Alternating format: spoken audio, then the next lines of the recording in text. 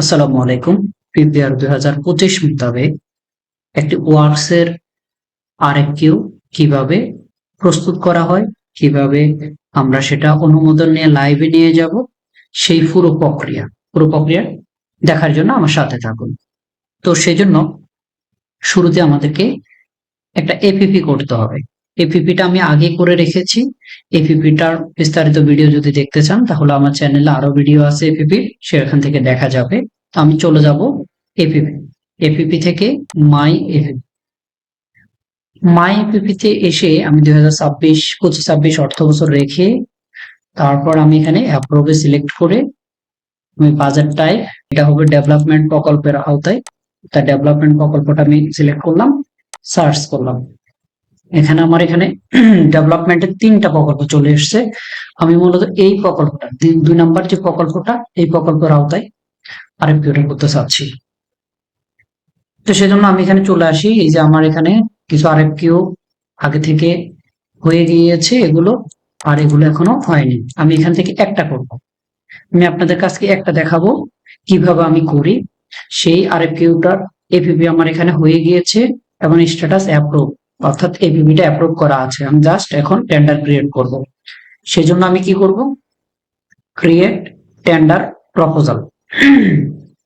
Create tender প্রপোজালে click করলাম। শুরু হয়ে গেল আমার আরএফকিউ কার্যক্রম। ওকে, এখানে চলে আসবো আরএফকিউ নম্বর। আরএফকিউ নম্বরটা আমি এখান থেকে দিয়ে দিব। বেসিক্যালি এটা একটা স্মারক নাম্বার। একটা আরএফকিউ কে কিভাবে আপনি ডিনোট করবেন সেটা। তো আমি এখানে একটা ডেট দিলাম। ডেটটা নিব হচ্ছে আমি আজকের ডেট, আজ 10 মে 2026। ওকে, সেটা দিলাম। তাহলে আমার এখানে ডেট দেওয়া, আরএফকিউ নম্বর দেওয়া শেষ। আরএফকিউ নম্বর দেওয়া শেষ। দেন আমি চলে আসবো, মূলত আমি আছি এখন টেন্ডার নোটিসে আছি। আসলে টেন্ডার নোটিস বা প্রপোজালের আইএফটিটা করার জন্য আমি এখন আপনাদেরকে দেখাচ্ছি। তো আমি টেন্ডার নম্বর দিলাম। টেন্ডার নম্বর দেওয়ার পরে হচ্ছে আমার এখানে অটো, এই যে ডেসক্রিপশন চলে আসছে কাজের নামটা। এখন আমি দিব হচ্ছে RFQ publication date and time. এটা আমি এখান থেকে সিলেক্ট করব। তো আমি ধরে নিচ্ছি এটা আমার এই টেন্ডারটা আজকে 10 মে আমি এটা পাবলিশ করে দিব, লাইভে চলে যাব। এখন সকাল একটা, আমি ধরে নিলাম এটা বিকেল 4টায় যাবে, তাহলে আমি 4টা করে দিই। বিকেল 4টা 10 মে আজকে এটা লাইভে যাবে। আর এটা হচ্ছে ডকুমেন্ট লাস্ট সেলিং এর টাইম ডেট বলতে হবে। তাহলে কতদিন পর্যন্ত আপনি এটা সেল করবেন। যেহেতু এটা আজকে যাবে, আমাদের পিপিআর 2025 মোতাবেক সর্বনিম্ন 3 দিন, সর্বোচ্চ 7 দিন দেওয়ার আরএফকিউতে 7 দিন আইএফটি লাইভে রাখার সুযোগ আছে। তো আমি 3 দিনই অ্যালাউ করব। এখানে 10 তারিখ হলে 11, 12, 13, আমি 13 তারিখ দিয়ে দিচ্ছি। 13 তারিখ হচ্ছে তাও বিকেল 4টা পর্যন্ত, বিকেল 4টা। ওকে, 13 তারিখ 4টা আমি দিয়ে দিলাম লাস্ট সেলিং। তাহলে লাস্ট সেলিং 13 তারিখ 4টা। আর আচ্ছা, এখন হচ্ছে প্রি মিটিং কখন শুরু হবে আমি ধরলাম আজকে তো 10 তারিখ, আগামীকালকে দিলাম আমি 11 তারিখ সকাল 11টা থেকে শুরু। 11 তারিখ 11টা থেকে শুরু করে 11 তারিখ আমি শেষ করে দিব এই প্রি মিটিংটা। এটা বেসিক্যালি ঠিকাদারের কোনো কিছু জানার থাকলে এই বিষয়ে সে জানতে পারবে। আমি 4টা পর্যন্ত দিলাম।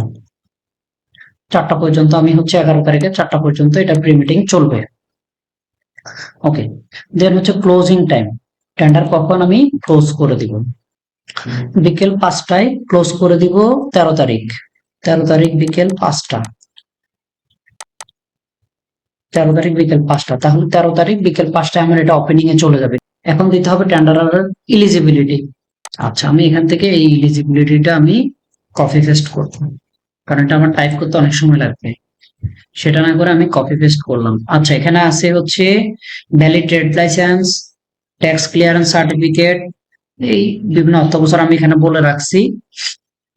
এনিওয়ে, এখানে আরো কিছু কথা বলা আছে। আর হচ্ছে অন্যান্য এলিজিবিলিটি গুলো হবে পিজি 1। আসলে ওটা গুডস ছিল, তাই এখানে পিজি 1। এখানে হবে আসলে পি ডব্লিউ, ওয়ার্কস এর জন্য আমি করছি।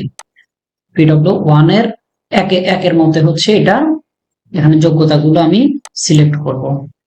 আর এই একটা হচ্ছে ঠিকাদার বাইগন, এখান থেকে পড়ে দেখবেন কি আছে কি নেই। ওকে, ব্রিফ ডেসক্রিপশন অফ ওয়ার্কস, এটা আমি এই যে আমার এখানেই আছে, এখান থেকে কপি পেস্ট করব। কপি পেস্ট করে আমি এখানে দিয়ে দিলাম, দিয়ে আমি এটাকে একটু আমার নিজের মতো করে একটু সৌন্দর্য বর্ধন করলাম। আর চাইলে একটু কালার চেঞ্জ করে দিতে পারি। ওকে, তাহলে ডেসক্রিপশনও চলে আসলো। এখন হচ্ছে লোকেশন। এই কাজের লোকেশন কোথায়? এই কাজের লোকেশন হচ্ছে বিডব্লিউডিবি নোয়াখালী, আমাদের অফিসে। টেন্টেটিভ শুরু কবে হবে সেটা হচ্ছে কথাই কাজটা। তাহলে 13 তারিখ হচ্ছে আমি ওপেনিং রাখতেছি। ধরলাম আমার হচ্ছে আরো 3 দিন লাগবে হচ্ছে এটা রিপোর্ট দিয়ে নোয়া দিতে। তা আমি ধরলাম হচ্ছে এটা 17 তারিখ থেকে শুরু হবে। টেন্টেটিভ 17 থেকে 2 তারিখ দিয়ে রাখলাম। এই কাজটা শুরু হবে 17 তারিখ, আর 2 তারিখে সে ডেলিভারি দিবে গাড়িগুলো। ওকে, এটা দিয়ে আমি হচ্ছে এখন সাবমিট বাটনে ক্লিক করে দেব। তাহলে আমার নোটিশ তৈরি করা প্রায় শেষ। এখন এখানে চলে আসি, এই টেন্ডারটা কে অ্যাপ্রুভ করবে। মূলত এটা হচ্ছে 1 লাখ টাকার একটা টেন্ডার, তাই এটা ওই প্রকল্পের পিডি, কনসার্ন পিডি এটা অ্যাপ্রুভ করবে, তাই আমি এখানে পিডি অ্যাপ্রুভার দিয়ে রেখেছি। চাইলে এটা পরিবর্তন করা যাবে। আচ্ছা, তাহলে অ্যাপ্রুভিং অথরিটি ঠিক আছে। দেন হচ্ছে স্ট্যান্ডার্ড প্রপোজাল, সেটা এই যে একটু আগে যেটা বললাম EPW1, EPW1টা আমার সিলেক্ট করতে হবে। এই ডকুমেন্টটার আওতায় এই 1 লাখ টাকার টেন্ডারটা হবে। টেন্ডার ভ্যালিডিটি এইটা আমি 120 দিন দিয়ে দিলাম। এটা আসলে 60 থেকে 120 দিন দেওয়া যায়। আর কেউ 120 দিন দিয়ে রেখেছি, যদিও প্রয়োজনে এটা 60 দিন দিলেও সমস্যা নেই। 120 দিন দিয়ে আমি একটু সেফ সাইডে থাকলাম। ওকে, দেন আমি এসটিডিটা সাবমিট করে দেব। ওকে, দেন আমাকে কি করতে হবে? সেভ দিতে হবে। সেভ সেকশন, এটা সেভ করে দিতে হবে। কি কি সেভ যাবে? এই বিল অফ, আচ্ছা এটা চলে গিয়েছে। এই যে বিল অফ কোয়ান্টিটিস, তারপরে কোটেশন লেটার, ইনভাইটেশন লেটার, এই জিনিসগুলো ঠিক আছে। তো এগুলো আমি আবার সেভ দিব। ওকে, সেভ হয়ে গেল, আমার টেন্ডার নোটিশের কাজ শেষ। এখন আমি যেটা করব, এখানে কনফিগার করতে হবে ক্লারিফিকেশন অন টেন্ডার। এখানে ক্লারিফিকেশনটাকে কনফিগার করতে হবে। এই ক্লারিফিকেশন কনফিগারে ক্লিক করলাম, ক্লিক করে এখানে আমি নো করে দিব, অর্থাৎ আমার এখানে কোনো ধরনের ক্লারিফিকেশনের প্রয়োজন নেই। আমি নো দিয়ে সাবমিট করে দেব। আচ্ছা, তাহলে আমার কি হলো? ক্লারিফিকেশনটা কনফিগার হয়ে গেল। এখন আমি চলে আসবো হচ্ছে ডকুমেন্ট। এই ডকুমেন্টে চলে আসবো। ডকুমেন্টে এসে আমি কি কাজ করব? এখানে আমার খুব বেশি কাজের কিছু নেই। আমি হচ্ছে এখানে প্রথমে হচ্ছে এই যে ই কোটেশন সাবমিশন লেটার, এখানে ফর্ম ড্যাশবোর্ডে ঢুকবো। এসে fill up the table, fill up the টেবলে এসে আই এগ্রি করে সেভ দিয়ে দিব। ওকে, ব্যাক করবো। এখান থেকে ব্যাক করে আমি হচ্ছে আবার ঢুকবো হচ্ছে invitation quotation letter form dashboard, এটাতে আসবো। ফিল আপ টেবলে ক্লিক করব, করে আবার আগের মতো আই এগ্রি করে দিয়ে সেভ দিয়ে দিব। শেষ। ব্যাক করবো এখান থেকে। ব্যাক করে আমি চলে আসবো হচ্ছে এই যে নিচে বিল অফ কোয়ান্টিটিস, এটা ফর্ম ড্যাশবোর্ড। এখানে এসে আমার বিওকিউটা তৈরি করতে হবে। ফর্ম ড্যাশবোর্ডের পর আসছে fill up the table. Fill up the টেবলটাতে আমি চলে আসলাম। ফিল আপ টেবলে এসে আমরা বিওকিউটা তৈরি করব। বিওকিউটা ম্যানুয়ালি তৈরি করা যায়, এই যে এভাবে তৈরি করা যায়। প্রত্যেকটা আইটেম নাম্বার, গ্রুপ নাম্বার, তারপরে হচ্ছে এই যে item code, description, measurement unit, quantity, এভাবে দিয়ে তারপর হচ্ছে অ্যাড রো। এভাবে অ্যাড রো করলে সেকেন্ড রোটা চলে আসবে। তো আমি মূলত এইভাবে দিতে চাচ্ছি না, এভাবে আমি করব না। আমি এটা ম্যানুয়ালি না করে আমি করব কি, সিএসভি ফাইল করব। আমি আবার এই রোটাকে ডিলিট করে দিচ্ছি এখান থেকে। আচ্ছা, আমি সিএসভি ফাইল, মূলত আমি যেটা করব সিএসভি ফাইল দিয়ে আমি এটা পূরণ করব। কিভাবে পূরণ করব? এটা খুবই সহজ। এই সিএসভি ফাইলটা কিভাবে তৈরি করতে হয় সেটা হচ্ছে আমি আমার চ্যানেলে অন্য একটা ভিডিওতে বিস্তারিত আলোচনা করেছি, আপনারা চাইলে ওটা দেখে নিতে পারেন। তো সেখান থেকে তাহলে আমি সিএসভি ফাইলটা চুজ করব। এখান থেকে চুজ করে আমি হচ্ছে এই যে এটা তৈরি করে রেখেছিলাম সিএসভি, সেটাকে আমি এখন ওপেন করলাম। ওপেন করলে আমি হচ্ছে আপলোড সিএসভি ফাইল, এটাতে ক্লিক করব।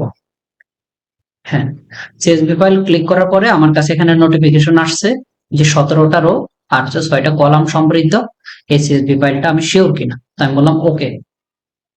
তাহলে দেখি, হ্যাঁ এই যে আমার সুন্দর একটা বিওকিউ এখন তৈরি হয়ে গিয়েছে। মূলত এটাই আমার বিওকিউ। আমি এত কষ্ট করে এটা ইনপুট দিতে আমার অনেক সময় লাগতো, তাই আমি হচ্ছে এটা সিএসভি আকারে আপলোড করে দিলাম। আপলোড করে দেওয়ার পরে আমার যে কাজ সেটা হবে সেভ করে দেওয়া। সেভ, এই যে এখানে 16টা কলাম সবগুলাই জিজ্ঞাসা করতেছে, ওকে দেন আবার ওকে। তাহলে আমার ভিউকিউটা মাত্র কয়েক সেকেন্ডের ভিতরে তৈরি হয়ে গেল। আমি চাইলে এটা দেখতেও পাবো, এই যে ভিউ দ্য ট্রাভেল। এই যে আমি যেটা তৈরি করেছিলাম বেসিক্যালি এই অংশটা আমি তৈরি করেছিলাম, এই অংশটা, এই 6 নম্বর কলামটা, আর বাকি 7 থেকে এগুলো ঠিকাদার করবে। তাহলে আমার সুন্দর একটা ভিউকিউ সিএসভি ফাইলের মাধ্যমে তৈরি হয়ে গেল। তো আমি এখান থেকে ব্যাক করব। তাহলে আমার এখানে ডকুমেন্টে কি কি কাজ আছে, ভিউকিউ হয়ে গেল, উপরে 2টা ট্যাবল আছে, এগুলো আমি করে ফেললাম ইএস সিএস দিয়ে এগ্রি করে। দেন আমাকে করতে হবে গ্র্যান্ড সামারি, ক্রিয়েটে ক্লিক করব, এখানে টিক চিহ্ন রাখবো, রেখে আমি এখানে সেভ দিব। সেভ দিলে এই টেবিলটা আমার তৈরি হয়ে গিয়েছে। তার মানে এখানে আমার গ্র্যান্ড সামারিটা ফাইনালি ঠিকাদার যখন ভিউকিউতে রেট দিবে তখন এবার এইখানে আইসা সেটা দেখাবে গ্র্যান্ড সামারি আকারে। ওকে, আমি ব্যাক করলাম এখান থেকে।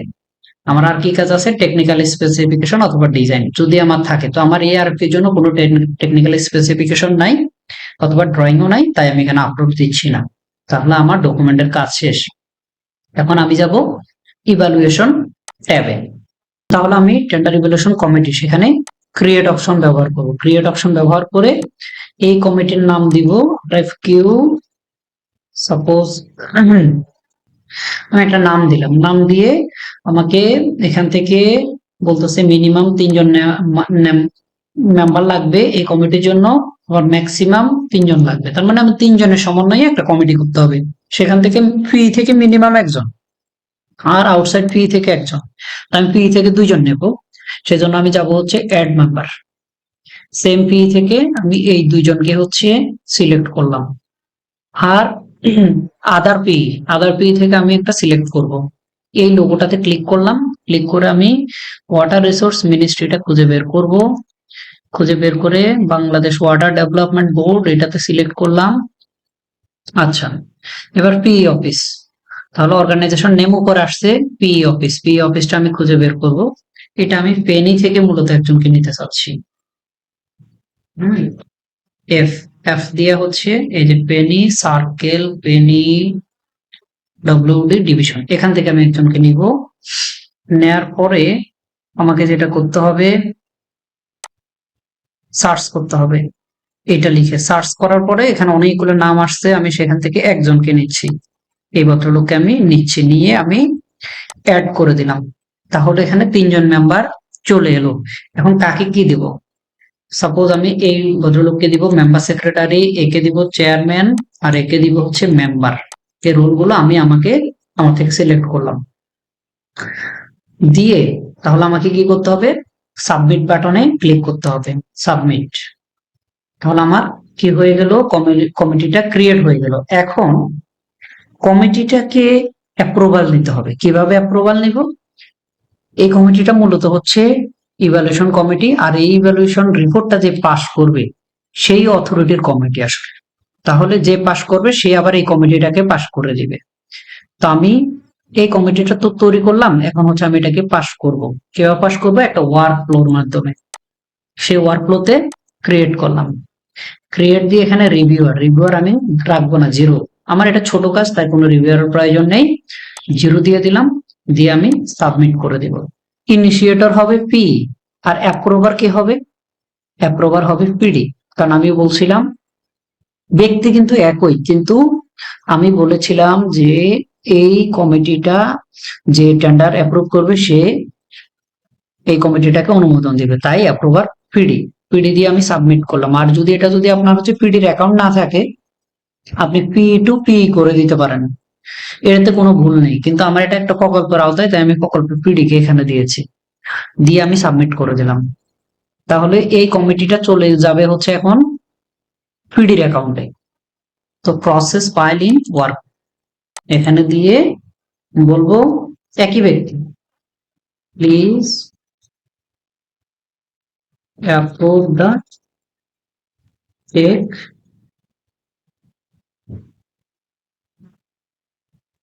এই পর্যন্ত লিখলে চলবে। একই ব্যক্তি নিজে নিজেকে যেভাবে সম্বোধন করে আর উদ্বোধন কর্তৃপক্ষ সম্মান দিয়ে সুন্দর করে সম্বোধন করতে হবে। ওকে, অ্যাকশন বাটনে এসে ফরওয়ার্ড। তাহলে ফাইল কার কাছে আছে? ফাইল আছে পি এর কাছে, ইয়েস। আর যাবে হচ্ছে পিডির কাছে, নো। পিডির কাছে এখনো যায়নি, আমরা সাবমিট দিয়ে দিচ্ছি, পিডির অ্যাকাউন্টে চলে যাবে। তাহলে এই ফাইলটা এখন পিডির অ্যাকাউন্টে চলে গেল। এখন আমরা পিডির অ্যাকাউন্টে প্রবেশ করে এটাকে হচ্ছে কি করব, অ্যাপ্রুভ করে দিব। পিডির অ্যাকাউন্টে চলে এলাম, এসে এখান থেকে ওয়ার্কফ্লো থেকে পেন্ডিং টাস্কে চলে আসবো। পেন্ডিং টাস্কে এসে দেখবো আমরা এই যে এই টেন্ডারটা একটু আগে পাঠানো হয়েছে 10 মে, আমরা এটাকে প্রসেস বাটনে ক্লিক করব, করে আমরা বলে দিব অ্যাপ্রুভ। ওকে, অ্যাপ্রুভ দিয়ে রিটার্ন করব না, অ্যাপ্রুভ বাটনটা সিলেক্ট করব, অ্যাকশন বাটন। দেন আমি কি করব, সাবমিট দিয়ে দিব। তাহলে এই কমিটিটা অ্যাপ্রুভ হয়ে গেল পিডির অ্যাকাউন্ট থেকে। এখন পির অ্যাকাউন্টে এসে মাই টেন্ডার থেকে এই যে আন্ডার প্রিপারেশন ট্যাবে পাবো। আর আগে আমরা টেন্ডারটা শুরু করেছিলাম মাই এফএপি থেকে, এখন আমরা চলে আসছি আসলে মাই টেন্ডার থেকে আন্ডার প্রিপারেশন থেকে ড্যাশবোর্ডে ঢুকবো এই টেন্ডারটা। এখন আমরা চলে আসবো ইভালুয়েশন। তাহলে আমি যেটা বলেছিলাম যে কমিটির কথা, কমিটিটা তৈরি হলো, একটা ওয়ার্কফ্লোর মাধ্যমে আবার পিডির অ্যাকাউন্ট পাঠালাম, পিডি অনুমোদন দিল, তাই এই কমিটিটা এখন আমরা ব্যবহার করব। এই যেখানে লেখা আছে নোটিফাই দ্য কমিটি মেম্বার্স, এই মেম্বার এখানে ক্লিক করব। ওকে, আমরা নোটিফাই দ্য মেম্বার, আমরা এখানে চলে আসবো, এখানে আমরা লিখবো নোটিফাইড, তাদেরকে নোটিফাই করে দিলাম। এখন কার রোল কি, একজন চেয়ারম্যান, একজন মেম্বার সেক্রেটারি আর একজন মেম্বার, নোটিফাই করে দিলাম। নোটিফাই করা শেষ। তাহলে আমার ডকুমেন্টের কাজ শেষ হলো, ইভ্যালুয়েশনের কাজ শেষ হলো। এখন চলে যাব হচ্ছে টেন্ডার নোটিস, আবার ব্যাক করব। টেন্ডার নোটিসে ব্যাক করার পরে আমরা যেটা করব, এখানে অফিসিয়াল কস্ট এটা অ্যাড করব। তো অফিসিয়াল কস্ট অ্যাড করার জন্য অ্যাড বাটনে ক্লিক করব। কারণ একটা ফাইল আপলোডেরও সুযোগ আছে এখানে, অফিসিয়াল ফাইলটা সাইন করা থাকতে হবে, তো আমি সেটা আপলোড করে দিই আগে। এটার জন্য সিলেক্ট করব, সিলেক্ট করে এই যে ভেহিকেল, আচ্ছা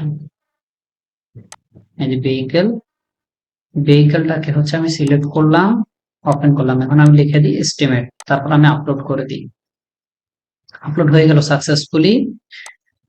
ক্লিক করে এখানে অফিসিয়াল কস্ট আমরা লিখবো। ওকে, টাকাটা হলো মূলত এইটা দেখতে পাচ্ছি 99,940, ঠিক আছে। আমি এখানে বসিয়ে দিলাম, বসিয়ে দেওয়ার পরে আমার এই টাকাটা এখানে নিয়ে নিল। দেন আমি সাবমিট করে দিব। এখানে একটা ওয়ার্নিং দিচ্ছে, আমি যদি সাবমিট করে দিই তাহলে এটা যদি আমি দ্বিতীয়বার এই এস্টিমেট কস্টটা দেখতে চাই, তাহলে পির অ্যাকাউন্টে একটা মোবাইলে একটা ওটিপি যাবে, সেই ওটিপির মাধ্যমে দেখা যাবে, এছাড়া আমার আর দেখার সুযোগ থাকবে না। তো আমার মনে হচ্ছে আমার টাকাটা ঠিক আছে, আমি ইয়েস করে দিলাম। আমাকে আবারও বলছে ডাবল শিওর হওয়ার জন্য, শিওর হলাম। তাহলে আমার কি হলো, যে অফিসিয়াল এস্টিমেটটা হয়ে গেল। এখন আমি ভিউ দিলে কিন্তু আর দেখার সুযোগ নেই, দেখেন আমার এখানে ওটিপির অপশন চলে আসছে। ওকে, এরপর আমার কাজ হলো ঠিকাদার সিলেক্ট করতে হবে। এখন পিপিআর 2025 মোতাবেক মিনিমাম 5 জন ঠিকাদারকে আপনার ইনভাইটেশন করতে হবে। সেই 5 জন ঠিকাদারকে ইনভাইট কিভাবে করব, এই যে ক্রিয়েট আ কনসালটেন্ট লিস্ট, এটাতে ক্লিক করব, তারপরে ক্রিয়েট কনসালটেন্ট লিস্ট সেটাতে ঢুকবো। সেটাতে ঢুকে ইমেলের মাধ্যমে সার্চ করে করে এইগুলাকে আমি নিয়ে আসবো। তো আমি সেটা দেখাচ্ছি আপনাদেরকে, পেস্ট করে আমি এখানে সার্চ করব। তাহলে আমার ঠিকাদার, আচ্ছা এই যে এখানে একজন ঠিকাদার আসছে, তাকে আমি টিক চিহ্ন দিয়ে অ্যাড টু লিস্ট এটা করব। তাহলে একজন আমার চলে আসলো। এখানে বলছেন a minimum of 5 tenderer or consultant invitation is required, মানে 5 জন মিনিমাম লাগবে। তাহলে আমি একজনকে মাত্র অ্যাড করলাম। চাইলে আবার ওরে এখানে সিলেক্ট করে রিমুভ দিলে রিমুভ হয়ে যাবে। রিমুভ ফ্রম লিস্ট, এই যে ও আবার চলে গেল। তাহলে আমি ওকে আবার অ্যাড করে দিই।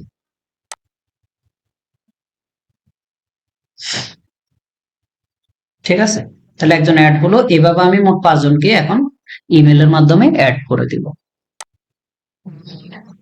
তো আমার এখানে 4 জন অ্যাড হয়ে গেল। ফাইনাল ম্যান আরেকজন সার্চ করব, হ্যাঁ আসছে, তাকে সিলেক্ট করে অ্যাড টু লিস্ট এটা করে দিলে 5 জন হয়ে যাবে আশা করি। আচ্ছা, অ্যাড টু লিস্ট, হ্যাঁ এখন হচ্ছে দেখি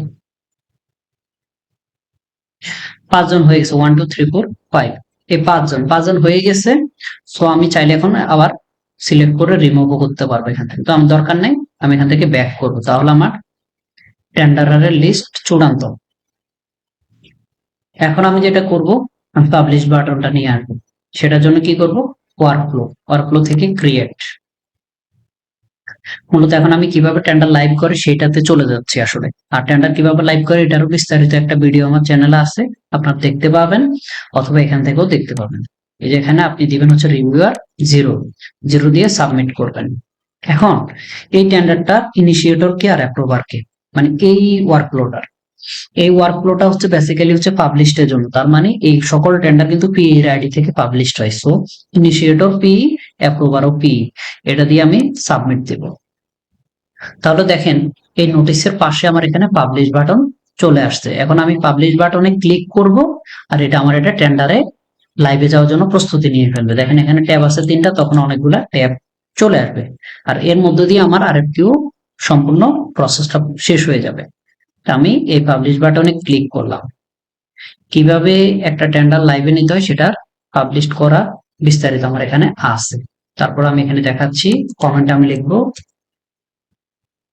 পাবলিশড, পাবলিশ দিয়ে আমি এখানে পাবলিক দিয়ে দিব। তারপরে আমাকে এখানে শিওর হওয়ার জন্য বলছে, ওকে দিলাম। এখন দেখুন কিছুক্ষণ ধৈর্য ধরতে হবে।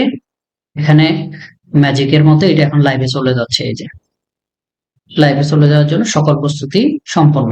দেখেন এখানে কতগুলো ট্যাব তৈরি হয়ে গিয়েছে একই সাথে। তাহলে আমার এই কাজ শেষ। সম্পূর্ণ একটা আরএফকিউ কিভাবে প্রস্তুত করতে হয় কি লাইভের জন্য এবং কিভাবে লাইভে নিতে হয় সকল প্রক্রিয়া আপনাদেরকে দেখালাম। আর ইভ্যালুয়েশন পার্ট কিভাবে ইভ্যালুয়েশন করবো, ইভ্যালুয়েশনের জন্য আলাদা আমার চ্যানেলের মধ্যে ভিডিও আছে, আপনারা সেখান থেকে দেখে নেবেন। সবাই ভালো থাকুন, ধন্যবাদ।